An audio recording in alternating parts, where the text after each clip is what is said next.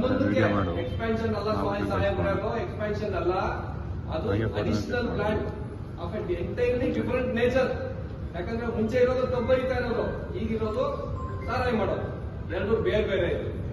ಅದಕ್ಕೆ ನೀವು ಅವಾಗ ಯಾಕಪ್ಪ ಲೆಟರ್ ಬರಲಿಲ್ಲ ನಿಮ್ಗೆ ಇಷ್ಟು ದೊಡ್ಡದು ಬಿಲ್ಡಿಂಗ್ ಇದೆ, 1, 2, 3, 4, 5, 6 ಅಂತಸ್ತು ಬಿಲ್ಡಿಂಗ್ ಇದೆ. ಜಡ್ಜ್ ಪವರ್ ಇದೆ ನಿಮ್ಗೆ ಸಂಬಳ ಕೊಡ್ತಾರೆ, ಸಾರಿಗೆ ಕೊಡ್ತಾರೆ, ಬಹುಶಃ ಕಾರು PA ಎಲ್ಲ ಕೊಡ್ತಾರೆ, ಲಕ್ಷಾಂತರ ರೂಪಾಯಿ ನಿಮ್ಗೆ ಸಂಬಳ ಕೊಡ್ತೀರ ಜನರ ದುಡ್ಡಲ್ಲಿ.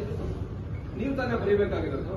ನಾವೀಗ ಕೆಲಸ ಕಾರ್ಯ ಬಿಟ್ಟು ಕೈಯಿಂದ ದುಡ್ಡಾಕಿ ಬಸ್ ಮಾಡ್ಕೊಂಡು ಅಲ್ಲಿಂದ ಬಂದು ಈಗ ಸೌದೆ ಪಾತ್ರೆ ಎಲ್ಲ ತಗೊಂಡು ಇನ್ನು ಅಡಿಗೆ ಮಾಡಕ್ಕೆ ರೆಡಿಯಾಗಿ ಬಂದಿದ್ದೀವಿ. ನಮ್ಗೆ ಯಾಕಪ್ಪ ನಮ್ಮ ಬದುಕು ಬಂದ ಹಿಂತಿರಿಸ್ತೀರ ನೀವು? ನಿಮ್ ಕೆಲಸ ಆಗಿತ್ತದು, ಯಾಕೆ ಬರೀಲಿಲ್ಲ ಅಂತ ನಾವು ಕೇಳಬೇಕು. ಅವರು ಅದನ್ನೇ ಹೇಳ್ತಾವ್ರೆ, ಅದು ಬರಿಬೋದಿತ್ತ ಇಲ್ವಾ ಅಂತ ಇನ್ನೂ ಉತ್ತರ ಕೊಟ್ಟಿಲ್ಲ ಅವರು. ಅವ್ರು ಹೇಳೋದೇನು ಅಂದ್ರೆ, ನೋಡಪ್ಪ ನಾನು ಪೋಸ್ಟ್ ಮ್ಯಾನ್ ಅಂತ ಅವ್ರು ಹೇಳ್ತಾರೆ. ನಮ್ಗೆ ಡೆಲ್ಲಿಯಿಂದ ಲೆಟರ್ ಬಂದ್ರೆ ಅಲ್ಲಿಂದ ನನಗೆ ಮಂಡ್ಯ ಕಳಿಸ್ತೀನಿ. ಮಂಡ್ಯ ಆಫೀಸರು ಲೆಟರ್ ಬರೀತಾನೆ DC ಗೆ, ಬರೆದ್ಬಿಟ್ಟು ಇಂಥ ದಿವಸ ಪಬ್ಲಿಕ್ ಹಿಯರಿಂಗು ಬನ್ನಿ ಅಂತ ಸಾರ್ತಾರೆ. ಹಳ್ಳಿಲಿ ಸಾರ್ತೀವಲ್ಲ, ಹಂಗೆ ಅವರು ಸಾರಿದ್ದಾರೆ.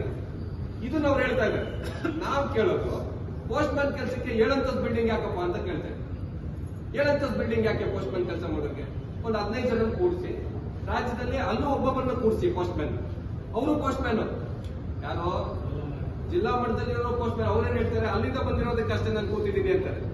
ಪೋಸ್ಟ್ ಮ್ಯಾನ್ ಕೆಲಸಕ್ಕೆ ರಾಜ್ಯದಲ್ಲಿ ಎಲ್ಲಾ ಕಡೆ ಆಫೀಸ್ ತೆಗೆಯೋದು, 7 ಅಂತಸ್ತು ಬಿಲ್ಡಿಂಗ್ ಮಾಡೋದು. ಚರ್ಚ್ ಸ್ಟ್ರೀಟ್ ಅಲ್ಲಿ, ಈ ಕಡೆ MG ರೋಡ್, ಈ ಕಡೆ ಚರ್ಚ್ ಸ್ಟ್ರೀಟ್, ಇಲ್ಲಿ ಆಫೀಸ್ ತೆಗೆಯೋದು. ಯಾತಕ್ಕೆ? ಎಲ್ಲ ನದಿಗೆ ವಿಷ ಬಿಡೋದಕ್ಕೆ ಈ ರೀತಿ ಒಳಗಡೆ ನೀವು ಮಾಡಿ ಆಫೀಸ್ ಮಾಡ್ಕೊಂಡು ಕೂತ್ಕೊಂಡಿದ್ದೀರಲ್ಲ, ನ್ಯಾಯವಾಯಿತು. ಹೋಗ್ಲಿ, ಇದನ್ನ ಬಿಲ್ಡಿಂಗ್ ಬಾಡಿಗೆ ಕೊಡಿ. ಬಿಲ್ಡಿಂಗ್ ಬಾಡಿಗೆ ಕೊಟ್ಬಿಟ್ಟು ಕರ್ನಾಟಕದಲ್ಲಿ ಸರ್ಕಾರಕ್ಕೆ ಒಂದು ಸ್ವಲ್ಪ ದುಡ್ಡು ಬರುತ್ತೆ. ನೀವು ಪೋಸ್ಟ್ ಮ್ಯಾನ್ ಒಂದು ಚಿಕ್ಕ ರೂಮ್ ಮಾಡ್ಕೊಳ್ಳಿ, ಯಾವ್ದಾದ್ರು ಒಂದು ಮಾಡ್ಕೊಂಡು ನಮ್ದು ಪೋಸ್ಟ್ ಆಫೀಸ್ ಅಂತ ಬೋರ್ಡ್ ಹಾಕಿ ಅಲ್ಲಿಗೆ ಓಕೆ ತೀರ್ತು. ಪಾಪ ಅವ್ರದ್ದೇನಿಲ್ಲ, ಅವಾಗ ಅವ್ರದ್ದು ಅನ್ಯಾಯ ಇಲ್ಲ. ಅವಾಗ ಈ ಪ್ರಶ್ನೆ ನಾವು ಕೇಳ್ತಾ ಇದ್ದೀವಿ, ಅದಕ್ಕೆ ಅವ್ರು ಉತ್ತರ ಕೊಡ್ತಾರೆ. ಇದನ್ನ ಸನ್ಮಾನ್ಯ ಶಾಂತದಿಗ್ಮಯ್ಯನವರು ವ್ಯಕ್ತಿಗತವಾಗಿ ಭಾವಿಸಬಾರ್ದು. ಯಾಕಂದ್ರೆ ನಿಮ್ ಹಿಂದೆ ಇನ್ನೂ ಹಲವಾರು ಜನ ಪೊಲ್ಯೂಷನ್ ಕಂಟ್ರೋಲ್ ಬೋರ್ಡ್ ಚೇರ್ಮನ್ ಇರ್ತಿದ್ರು, ಅವರು ಇದೇ ಮಾಡಿದ್ರು, ಅದರಿಂದ ಅವರು ಅದನ್ನೇ ಮಾಡಿದ್ರು, ಮುಂದೆ ಇರೋರು ಇದೇ ಮಾಡ್ತಾರೆ. ಮಾಡಿ 30 ವರ್ಷ ಆದ್ಮೇಲೆ ಹೇಮಾವತಿ ನದಿ ನೀರು ಯಾವುದಕ್ಕೂ ಯೋಗ್ಯ ಅಲ್ಲ, ಕಣ್ಣಲ್ಲಿ ನೋಡಿ ಅಷ್ಟೇ, ಕಾಲ್ ಕೂಡ ಇಡೀ ಬಿಡಬಾರ್ದು ಅಂತ ಒಂದು ಪರಿಸ್ಥಿತಿ ಬರುತ್ತೆ. ಒಂದಾದ್ಮೇಲೆ ಇನ್ನೊಂದು ಫ್ಯಾಕ್ಟ್ರಿ ತೆಗಿತೀರ ನೀವು. ಇಡೀ ದೇಶದಲ್ಲಿ ಅಲ್ಲಿನ ಜನ ಹೋರಾಟ ಮಾಡಿದವರಿದ್ರು, ಮಾಡದೇ ಇರೋರಿದ್ರು, ಎಲ್ಲ ತಮ್ಮಂತವರೆಲ್ಲ ಸೇರಿ ಅನುಮತಿ ಕೊಟ್ಟು ಕೆರ ಇಡಿಸ್ಬಿಟ್ಟು ಇವತ್ತು ನದಿಗಳು ಮಾಲಿನ್ಯಗೊಂಡಿವೆ. ಕರ್ನಾಟಕದಲ್ಲಿ 12 ನದಿಗಳು ಮಾಲಿನ್ಯ ವಿಪರೀತ ಮಟ್ಟಕ್ಕೆ ಮುಟ್ಟಿವೆ ಅಂತ ಮೊನ್ನೆ ರಿಪೋರ್ಟ್ ಬಂದಿದೆ.